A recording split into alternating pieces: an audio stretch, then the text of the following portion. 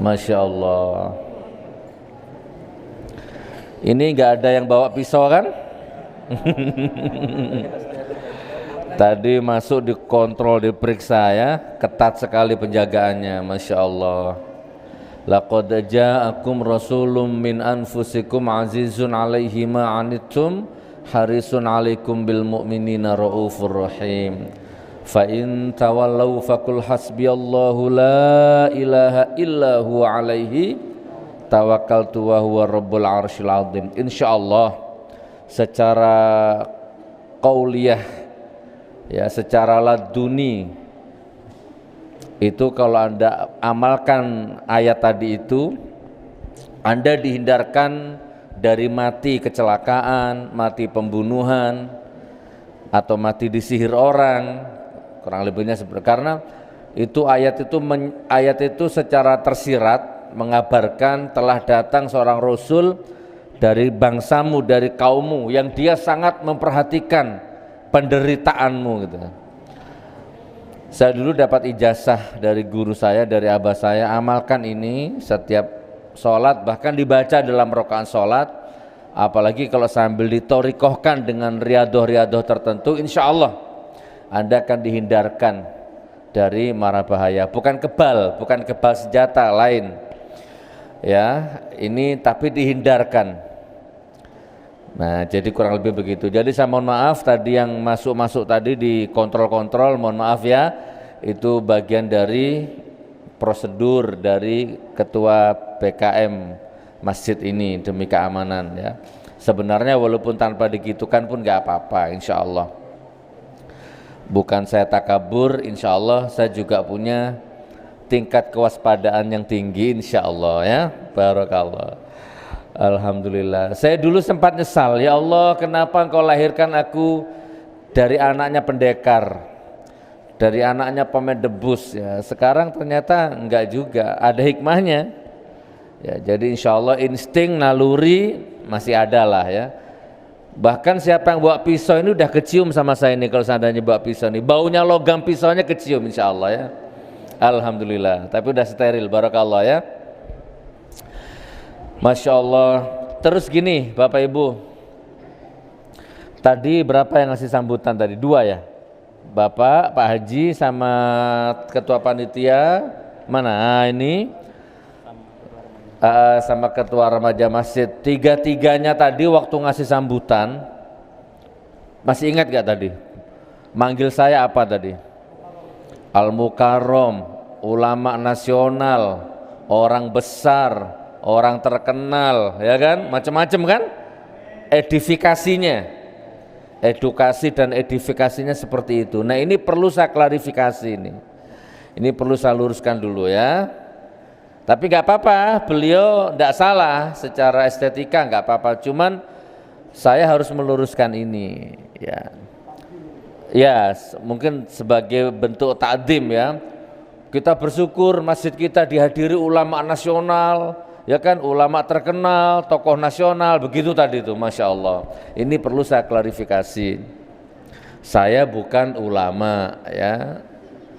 Jangankan ulama, fuqaha saja apalagi. Saya bukan ulama, saya bukan ustadz, saya bukan kiai. Ya kalau santri punyalah, 300 saya punya santri.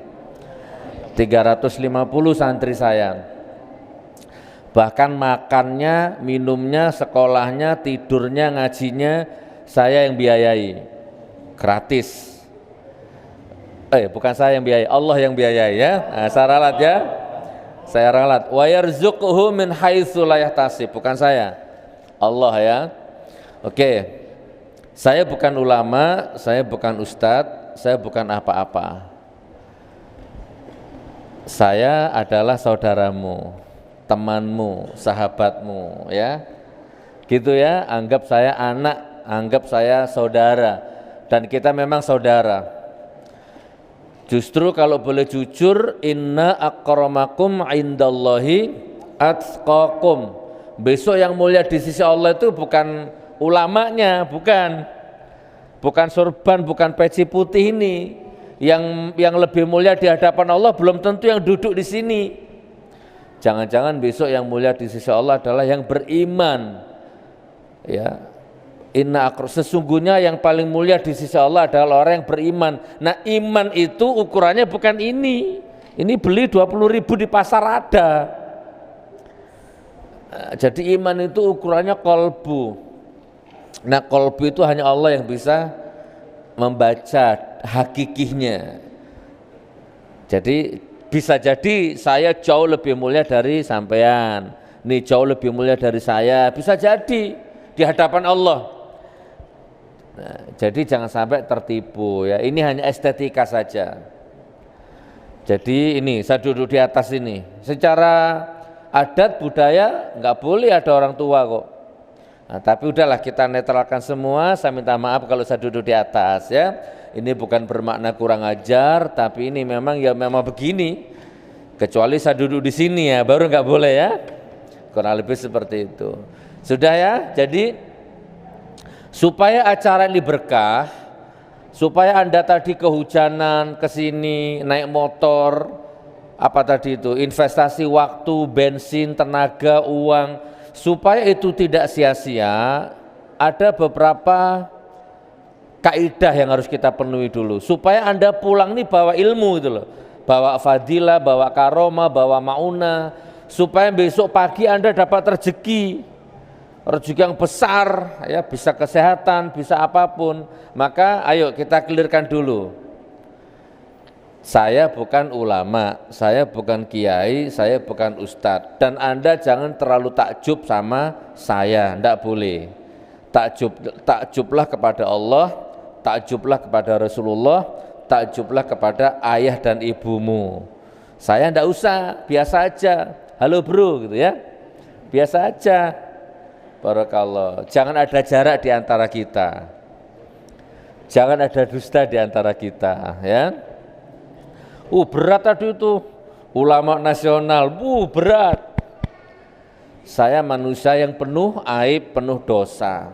Kalau saya tampak mulia di dalam pandangannya Anda semua, tampak mulia di dalam pandangannya Anda semua, bukan berarti karena ilmu saya, belum. Karena Allah masih nutupi aib saya. Kalau Allah buka aib saya, ngeri. Saya tempatnya aib, Anda tempatnya aib, kita semua tempatnya dosa. Ayo pandai-pandai menutupi aib. Saya tutup aibmu, tutup aibku, kan begitu ya. Ayo siapa angkat tangan? Angkat tangan. Siapa yang nggak punya dosa? Angkat tangan. Loh, punya semua ya? Bahkan Masya Allah, pokoknya ini aib semua ini, saya juga aib. Makanya ayo kita satukan pikiran, jangan sampai kita yang penuh dosa ini jatuh lagi ke lembah yang lebih hina lagi gara-gara asobia, gara-gara terlalu takjub kepada manusia. Jangan-jangan karena terlalu taklidnya, sehingga nanti percuma pengajian ini. Gitu ya saudaraku ya. Sudah sering saya katakan, apa yang membuat Anda takjub ke saya kira-kira? Gus Nur, saya takjub sama sorbanmu. Gara-gara Gus Nur pakai sorban kelihatan berwibawa. Ya tak lepas sorban saya, enggak usah sorban. Gus Nur, peci putihmu ini yang membuat mataku silau. Gara-gara peci putihmu ini yang membuat aku takjub kepadamu. Ya udah tak giniin aja berarti. Gimana? Nah, ya. Gini terus.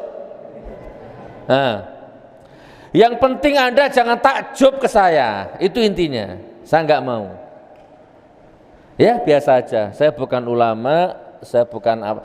Gus Nur, Anda terlalu berani, hak-hak batil-batil, itu yang membuat saya takjub kepadamu. Saya bukan berani Pak, enggak ada berani, enggak ada takut. Saya itu mengalir semua datang dari Allah. Saya enggak berani, saya enggak takut. Saya hanya berusaha mengamalkan ayat-ayat sebisa-bisanya. Satu ayat tak baca, tak amalkan semampu-mampunya. Ya, sesuai dengan kondisi dan situasi. Karena saya punya prinsip agama itu bukan baku.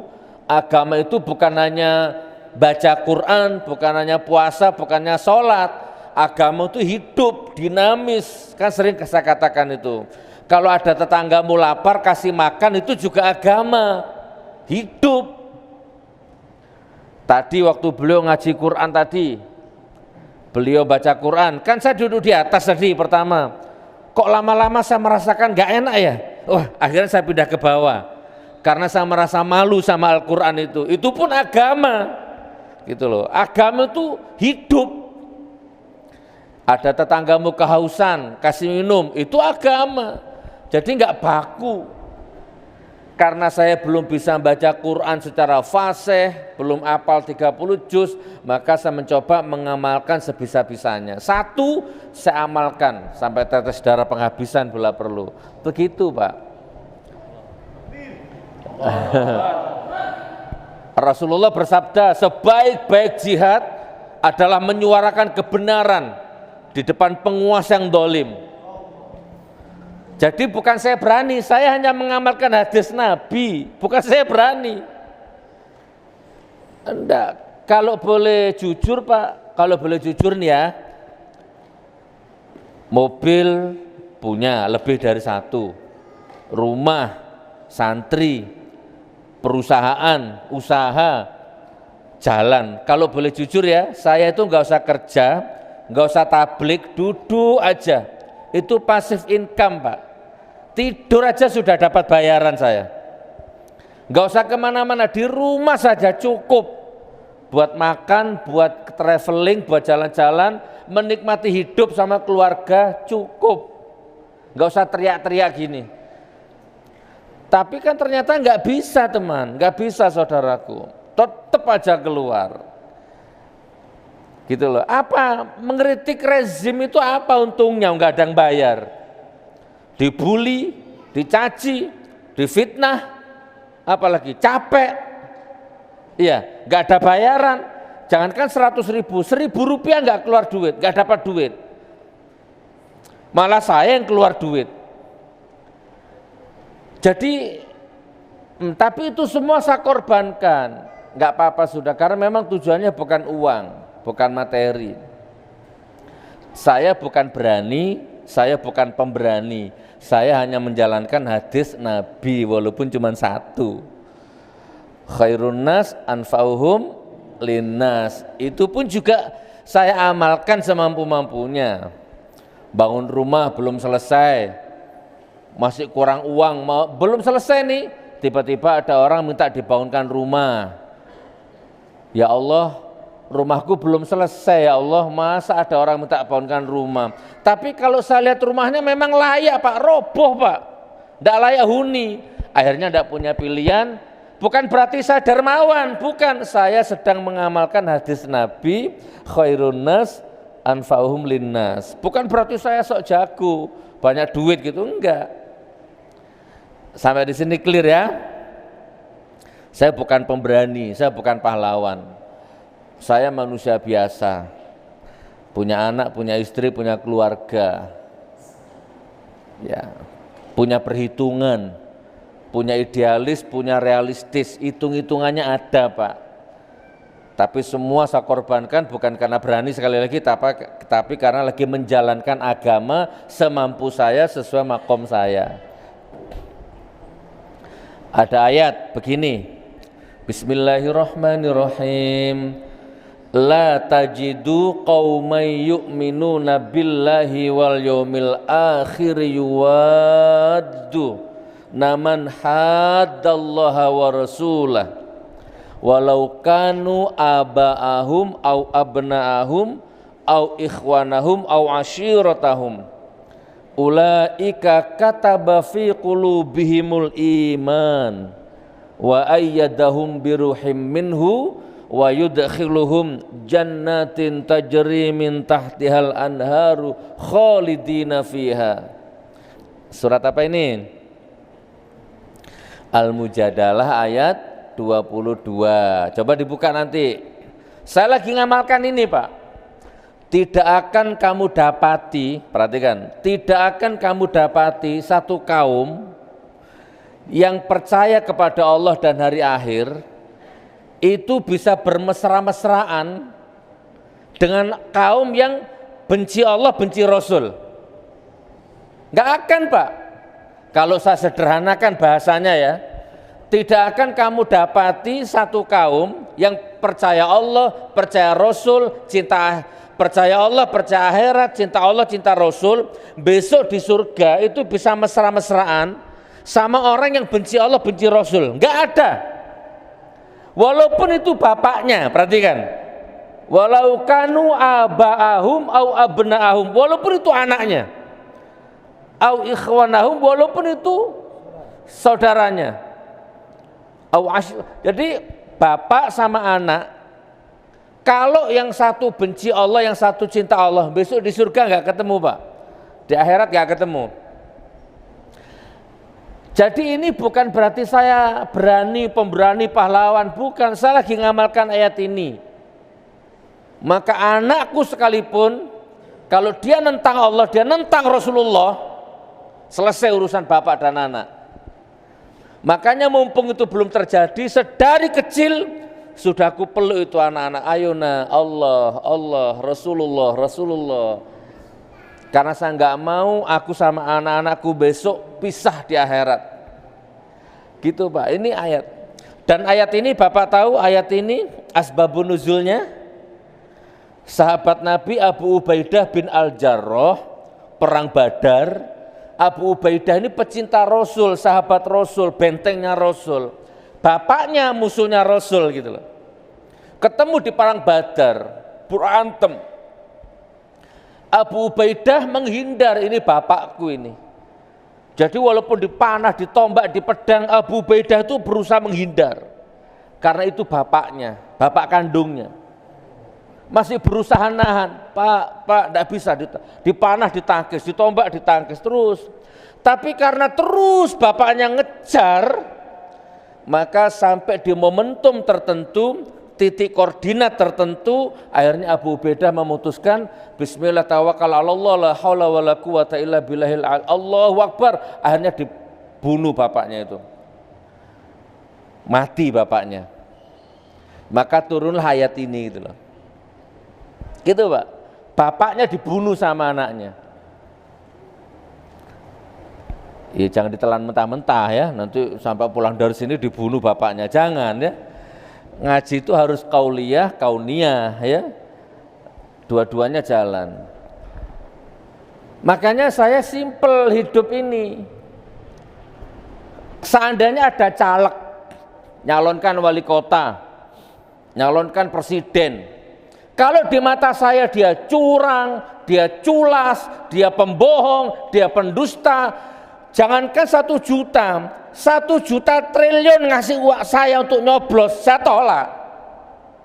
Jelas, gampang prinsipnya. Ada calon wali kota, nyogok saya 500 triliun. Kalau di mata saya dia pembohong, pendusta, demi Allah sebisa-bisanya saya tolak uang itu. Karena hidup itu semudah itu sebenarnya. Tetapi sebaliknya kalau ada calon wali kota, calon gubernur, calon presiden yang jujur, yang amanah, nggak usah nyogok, nggak usah bayar. Bila perlu aku yang infak hartaku, infak waktuku untuk mendukung kamu. Sampai nyawa saya pertaruhkan. Asal kamu jujur, kan begitu. Begitu hidup saya, begitu cara beragama saya. Ayo Gus, bantu saya, tolong saya, coblos saya, dukung saya, nih 500 triliun. Lah kamu pembohong, kamu pendusta. Apa artinya uang 500 triliun itu nanti di akhirat gak laku? Berat hisapku Pak. Ini hak-hak batil-batil sebisa-bisanya. Walaupun di sisi lain ada orang dikasih 50.000 hilang harga dirinya. Apa kan anpoihim apa imanuhum fi amplofihim, imannya tetap seukuran dalamnya amplop itu. Dikasih 50.000 hilang harga dirinya, hilang idealisme, hilang harga diri, hilang iman. Sudah tahu pembohong kok cuma 50.000 dicoblos, sengsaranya 5 tahun. Kamu nikmati 50.000, gak 1 jam habis. Tetanggamu akhirnya menjadi korban juga gara-gara imanmu yang 50.000 tadi itu. Wattaqu fitnatallahi tusibanna alladziina dzalamu minkum khassah. Jadi ada orang yang kena azab walaupun dia nggak melakukan kedoliman, orang lain yang dolim tapi dia dapat dampaknya juga. Sampai siapa namanya? Tinggal di RT berapa? Di Gang Ujit. Umpama ini sama ini tetangga semua ini. Terus ada saya calon wali kota ini. Yang ini tak mau, tak kasih 50.000 kok nggak ada yang mau ini, imannya kuat semua ini. Ini yang mau. Umpama ya kan? Udah makan dia 50.000. Begitu jadi pejabat bohong saya. Dia nggak kenyang 50.000 sebenarnya. Akhirnya ini jadi korban semua ini gara-gara kebijakan saya, tak gusur. Terpilih gara-gara satu suara karena dia yang nyoblos itu, gara-gara 50.000. Diazab sama Allah, berat hisapnya. Antum yang tidak ikut apa-apa kadang-kadang kena dampaknya. Ya begitu rumusnya. Gimana? Mau 50.000? Naudzubillah min dalik, ya